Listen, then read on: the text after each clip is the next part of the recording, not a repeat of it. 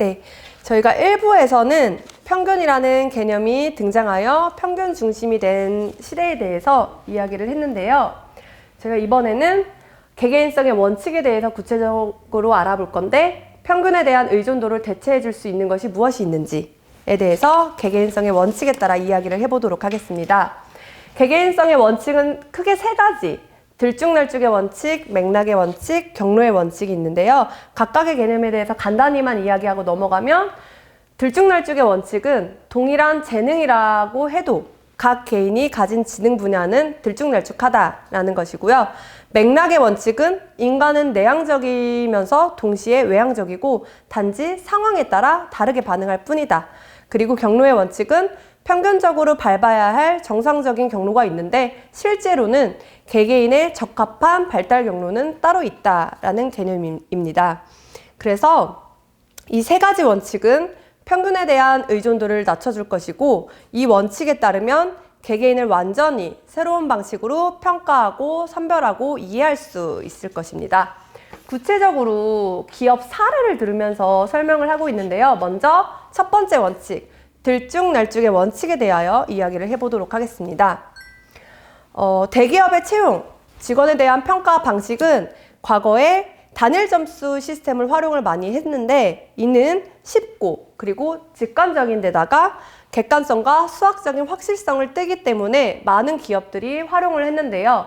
구글 같은 경우에는 인재를 채용을 할 때 대학 수능 점수 그리고 학위 중심의 채용을 했었고, 딜로이트 같은 경우에도 전 직원의 근무 성적을 5단계로 등급화하여 직원에 대해서 평가를 했고, 마이크로소프트사 같은 경우에도 직원들을 평가하고 강제로 등급을 매겨서 하위 10%에 대해서는 해고를 하는 스택 랭킹 프로그램을 운영을 했다라고 합니다. 그러나 이제 각 기업들이 시간이 지나면서 구글 같은 경우 재능을 가진 인재를 알아보지 못하는 거에 대한 문제의식을 하였고요. 딜로이트 같은 경우에도 하나의 점수로 이제 직원들을 평가하는 건 의미가 없다라는 것을 알게 되었고, 특히 마이크로소프트사 같은 경우에는 이러한 스택 랭킹 제도에 따라서 직원들이 서로 등급 경쟁을 하고 협력을 하지 않는 문제들이 발생하기 시작하였습니다. 그래서 이런 혁신적인 기업들은 처음에는 평균주의 개념을 따라서 이렇게 인사제도를 운영을 했었는데, 이런 기업들은 재능을 숫자로 요약해서 평균과 비교하는 것은 이제 직원들의 개개인을 정확하게 판단하지 못한다는 문제 하에 이제 방식을 바꾸기 시작하였죠. 들쭉날쭉하다는 것은 무엇을 의미하는지에 대해서 보시면은 1차원적 사고를 통해서는 복잡한 데다가 균일하지 않고 들쭉날쭉한 무언가를 이해할 수 없다는 관점을 취합니다. 그래서 크게 두 가지가 중요한데, 반드시 다차원적으로 이루어져 있을 것. 두 번째, 여러 차원들 사이의 관련성이 낮을 것. 그래서 인간의 중요한 특성, 재능, 지능, 성격, 창의성 등은 모두 다차원적으로 이루어져 있기 때문에 특히 들쭉날쭉하다고 볼 수 있겠죠. 그럼에도 불구하고 우리 기업이나 학교에서는 이런 성적과 같은 단순한 단위를 기준으로 사람의 가치를 판단을 하고 있어서 1차원적인 사고를 조장시키고 있습니다. 좀 더 구체적으로 알아보면, 어느 쪽 남성의 키가 클까라는 질문에는 대답하기가 너무 쉽죠. 오른쪽 남성의 키가 더 크죠. 근데 오른쪽 남성의 체격이 더 클까라는 질문에는 조금 헷갈리죠. 그래서 인간의 체격 지수에는 다차원적인 요소들이 존재하고, 왼쪽 도표를 보시면은 이제 오른쪽 남자 같은 경우에는 키는 크죠. 근데 전체 9가지 항목 중에 평균은 단 한 가지라고 합니다. 근데 왼쪽 남성의 경우에는 2가지가 평균에 든다고 하죠. 근데 전체를 평균을 내보면 두 남성의 체격 지수의 평균은 동일합니다. 결국 개개인을 이렇게 체격에 따라 등급을 매긴다는 것은 인간은 다차원적이고 각 차원별로 관련성이 낮기 때문에 판단하기가 어렵다는 거죠. 농구를 예를 들어서 뉴욕 닉스 팀 같은 경우 과거에 득점률이 높은 선수들을 만들어서 최강 득점 평균팀을 구성을 했는데, 4시즌 모두 패전하여서 패전율이 66% 정도였다고 합니다. 근데 이 부분을 들쭉날쭉의 원리에 의해서 설명을 해보면, 농구의 재능은 다차원적이겠죠. 그래서 한 가지 뭐 득점률만 가지고 판단하기는 조금 어렵겠죠. 그래서 농구 같은 경우에는 득점뿐만 아니라 어시스트, 블로킹, 리바운드, 가로채기 이 5가지로 다차원적으로 이루어져 있기 때문에 잘 짜인 농구팀의 경우 이 5가지 차원이 상호 보완을 이루는 팀이 될 수 있고, 이후에 닉스는 재능평가에서 다차원적 방식을 도입해서 플레이오프에 진출하였다고 합니다. 이제 이번에는 이 그림을 보시면은 어느 여성이 더 똑똑할까라는 질문에 IQ 점수는 두 여성 모두 103점입니다. 점수만 보면은 똑같죠. 그래서 기업 입장에서 IQ만 보고 예를 들어서 채용을 한다면은 어느 여성이 되든 상관이 없겠죠. 근데 구체적으로 보시면은 다르죠. 각각이 IQ 점수 평균은 동일하지만 각각의 강점과 약점은 다르게 되어 있습니다. 그래서 IQ 점수에 의존하여 사람을 판단할 경우에는 오판의 소지가 다분하겠죠. 그래서 지적 재능은 들쭉날쭉해서 IQ와 같은 1차원적 값으로는 평가하기 어렵다는 거고, 그럼에도 불구하고 우리 일반적인 경우에 이제 평균주의 과학에 길들여져서 은연중에 개개인보다는 시스템에 우선시하기 때문에 평균적으로 따질 때 사실 무작위로 뽑는 것보다는 낫기 때문에 평균적으로 뽑는 경우가 많죠. 특히 추가적으로 제가 생각하기에 이렇게 판단하는 이유는 회사 측면에서는 개개인성을 고려하여 채용할 때에는 비용과 시간이 많이 들기 때문에 그렇게 하지 못했던 거고, 그리고 그런 필요성을 못 느꼈기 때문이지 않았나 싶습니다. 이제 들쭉날쭉 원칙을 적용하여 인재를 채용하고 있는 두 회사에 대해서 이야기를 해볼 건데요. 구글 같은 경우에는 과거에는 이런 전통적 방식에 의해서 채용을 해왔으나 2004년 도트카일의 인사 담당자 같은 경우에는 무려 300가지의 차원을 목록을 짜면서 채용을 할 때 고려를 했는데, 시험 점수나 학위, 전통적 요소뿐만 아니라 비전통적 요소, 예를 들면 컴퓨터에 흥미를 갖게 된 나이가 몇 살인지까지 고려해서 개개인의 이제 특성을 고려할 수 있는 채용 방식을 적용을 하였고, 이제 이매진 게임 네트워크라는 웹사이트 회사의 채용 방식을 보시면 이 회사는 뭐 구글이나 이런 경쟁사들과 인재 채용에 있어서 경쟁이 되지 않기 때문에 우리만의 방법을 찾자라고 해서 채용 방법을 바꿨는데요. 코드푸라는 프로그램은 이력서 대신 열정 소개서를 제출을 하고, 그리고 이력서 배제 채용 프로그램을 통해서 6주간 유급 프로그램에 참여를 시켜서 팀장들이 입사 지원자를 평가하는 방식으로 채용 방법을 바꿨습니다. 여기에서 중요한 점은 처음에 104명이 지원을 해서 28명의 선발자를 뽑았는데요.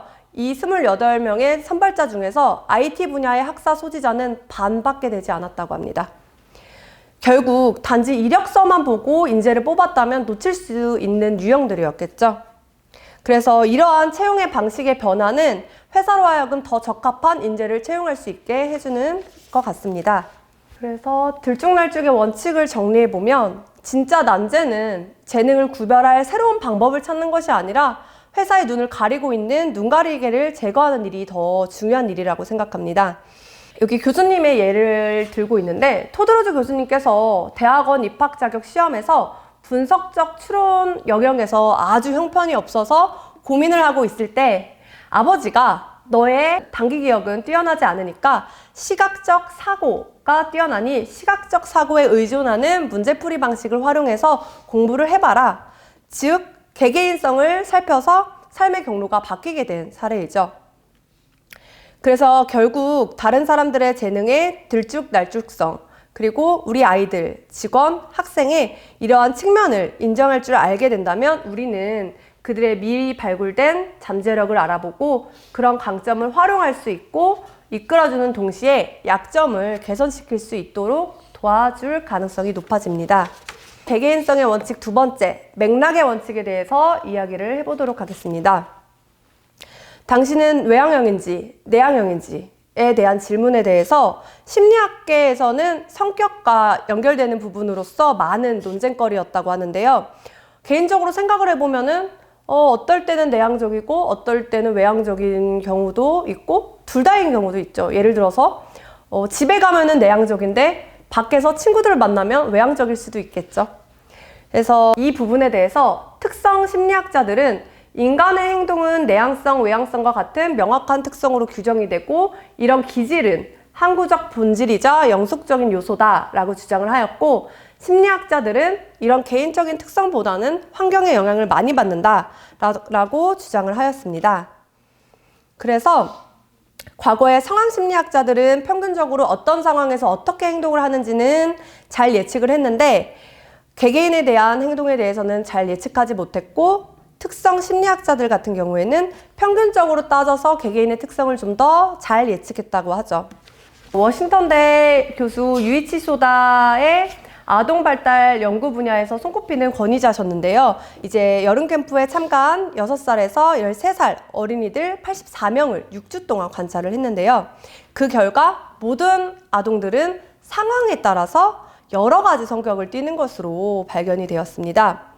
예를 들어서 어떤 여자아이는 매점에서는 외향적인데 운동장에서는 내향적인 모습을 보였고, 남성아이 같은 경우에는 운동장에서는 외향적이지만 수업 시간에는 당연히 내향적이었겠죠? 그래서 소다의 연구 결과를 통해서는 아동들에게는 두 성향 다 있었다고 합니다. 그래서 맥락의 원칙에 따르면 개개인의 행동은 특정 상황과 따로 떼어내서는 설명될 수도 예측될 수도 없으며 어떤 상황의 영향을 그 상황에 대한 개개인의 체험과 떼어서는 규명될 수 없다라고 하죠. 즉, 행동은 특성 그리고 상황, 이 둘 사이의 상호작용을 통해 표출이 된다고 합니다. 심리학자 휴 하트손의 성품 연구에 대한 부분이 있는데 성실성 점수가 나와 있어요. 성실성 점수를 보시면은 두 학생 모두 3.1로 동일하죠. 이 연구에서는 이 학생들을 4가지 다른 상황, 학교, 집, 파티, 운동 경기를 포함해서 29가지 맥락 속에서 3가지 기만행위, 거짓말을 하거나 속임수를 쓰거나 도둑질을 하는 상황에 놓이게 해서 연구를 했다고 하는데요. 여기 평균이 보통 동일하게 나오는 학생은 10,000명 중에 1명 나올까 말까 하는 학생이었고, 전체적으로는 도덕성은 별 일관성을 나타내지 않았고 맥락적인 것으로 평가가 되었다고 합니다. 만약 우리가 성실성 점수만 가지고 이 학생을 판단한다면 어느 학생이든 상관은 없겠지만, 예를 들어서 오른쪽 학생 같은 경우에는 본인이 채점하는 수학시험에서는 기만행위를 좀 더 많이 했다는 결과를 알 수 있고, 운동 경기에서도 좀 더 거짓말이나 속임수를 많이 한 걸 알 수 있겠죠. 그래서 예를 들어서 운동장과 같은 환경에서 일을 하는 회사에서 직원을 뽑는다면은 점수만 가지고 뽑았을 때는 상관은 없겠지만 세세히 항목을 들여다보면은 어느 학생을 뽑아야 되는지 답이 나오겠죠. 이 맥락의 원칙 관점에서 보면은 상황 맥락에 따라서 개개인의 기질이 다르게 나타나는 것으로, 이러한 본질주의적 관점은 학생의 개개인성을 무시함으로써 오류를 내고 있다고 합니다. 그 다음 맥락의 원칙을 기업의 채용 방식에 접목시켜서 이야기를 해볼 건데요. 기존의 회사에서는 본질주의적 채용을 해서 필수 자격이나 필수 기량을 중심으로 채용을 해왔죠. 예를 들어서 마케팅 분야에 10년 이상 일한 경력자, 학사 소지자, 커뮤니케이션 능력, 이렇게 단순한 내용을 기준으로 채용을 해왔었는데, 맥락의 원칙에 따르면은 직원의 본질이 아닌 직원이 수행할 직무의 수행력, 그리고 수행력이 행해질 맥락에 주목을 해야 된다고 합니다. 그래서 채용 컨설팅사 루 애들러 그룹에서는 수행력 기반의 채용을 중심으로 했는데, 고용주들에게 그들이 바라는 사람에 대한 설명이 아닌 수행되길 바라는 직무에 대해서 설명을 해달라고 했죠. 예를 들어서 고객 서비스 담당자라고 한다면 뛰어난 커뮤니케이션 능력과 고객의 문제를 이해할 만한 적절한 질문을 던질 수 있는 능력, 고객에게 공감해 줄 수 있는 능력 등 맥락적 세부사항이 중요하다는 것이고요. 예를 들어서 제가 수행하고 있는 노무사 업무를 생각해 보면 과거 시스템에 의하면은 노무사 자격증이 있는 사람, 법대 나온 사람을 위주로 채용을 할 텐데, 제가 생각하기에는 법률적인 지식도 상당히 중요하지만 법률적인 다툼을 하기 전까지 양 당사자를 조율할 수 있는 능력, 양 당사자를 설득할 수 있는 능력이 중요하다고 생각이 되거든요. 결국 그 직무 수행이 행해질 맥락이 중요하다는 거죠. 그래서 애들러 그룹은 수행력 중심의 채용으로 전환하는 데 일조하였다고 합니다. 이제 맥락의 원칙에 대해서 정리를 해보면 맥락의 원칙을 적용하는 기업들, 즉 입사 지원자의 상황 맥락별 기질과 직무의 수행상을 조화시키려 노력하는 기업들은 결국에는 좀 더 애사심이 높고 의욕이 넘치는 직원들을 채용하게 되고 직원들 스스로도 본인 자질에 맞는 직업 생활을 누리게 될 기회를 얻을 수 있다고 합니다. 또한 맥락의 원칙은 평소에도 그 사람이 왜 그런 식으로 행동하는지를 따지는 대신에 맥락의 관점에서 저런 맥락에서는 저렇게 행동하는 이유가 뭘까라고 생각하게 된다면 우리는 다른 사람을 좀 더 생각하고 이해하고 존중할 수 있게 됩니다. 이렇게 해서 개개인성 원칙의 두 가지에 대해서 이야기를 했는데요. 마지막 경로의 원칙은 다음 시간에 이어서 진행하도록 하겠습니다.